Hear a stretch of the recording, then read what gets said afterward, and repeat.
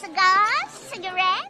A new step forward in the fight against smoking. Canada will be the first country to include warning labels on individual cigarettes, and anti-smoking advocates say it's turning the tables on the tobacco companies.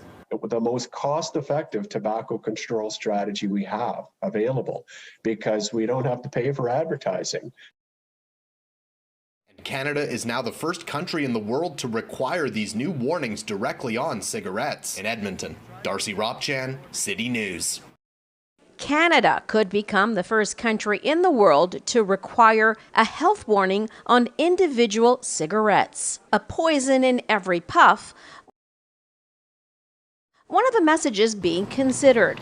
Minister of Mental Health and Addictions Carolyn Bennett says written health warnings will be printed on little cigars that have a filter and on cigarette tubes. There would be no cost to companies to implement the changes. That would be paid for by the government. A 75-day consultation period is set to begin tomorrow. I'm Phil Martino. Jack, we could see some big changes to tobacco products, which would mean a significant shift for public health in this country. The FDA is hearing public comment on a proposal to ban menthol cigarettes. The Biden administration also wants to change the level of nicotine allowed in cigarettes and other tobacco products.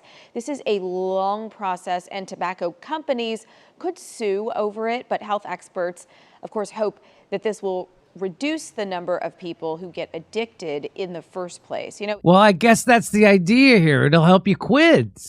I don't want to quit. I need to be addicted. I need my Nick fix, Jim Jam. Cigars, cigarettes. More than 2 decades after Canada first introduced shocking warnings on cigarette packs, the federal government wants to add more, this time on every cigarette. One possible message: the poison in every puff. The government's goal is for less than 5% of the population to use tobacco by 2035. Adding health warnings on individual tobacco products will help ensure that these essential messages reach people, including the youth, who often access cigarettes one at a time in social situations.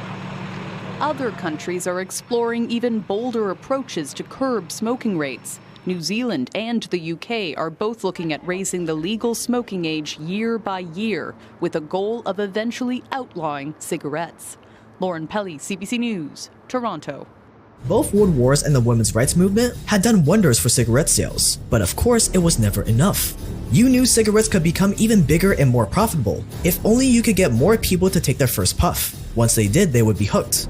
So you launched one of the craziest fast-paced sales campaign in history. You hired doctors and dentists to endorse your cigarettes to put people at ease over the health risks. You used slogans like "More doctors smoke Camels" based on a survey taken after giving all the doctors a free packet of Camels.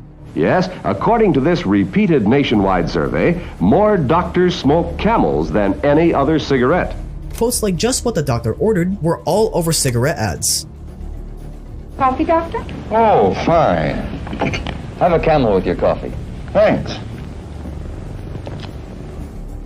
And that wasn't all. Building off of Edward Bernays' strategy, you took it a step further and started paying celebrities to smoke on the big screen. Cigarettes were made into something sexy, sophisticated, and alluring.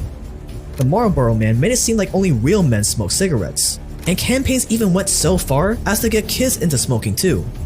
They like to use cartoons and symbols to hook our kids. Let's take a Winston break. That's it! Winston is the one filter cigarette that delivers flavor 20 times a pack. Winston's got that filter blend. For over 2 decades, you had free reign to advertise where you want, claim what you want, and do just about anything to make more money. And it worked. By the early 60s, 42% of Americans were regular smokers. This meant you had over 75 million loyal customers. Life couldn't be better. But then in 1964, a report came out that would bring your industry to its knees and change the course of nicotine marketing forever. On January 11, 1964, the US Surgeon General released his report on the connection between smoking and cancer.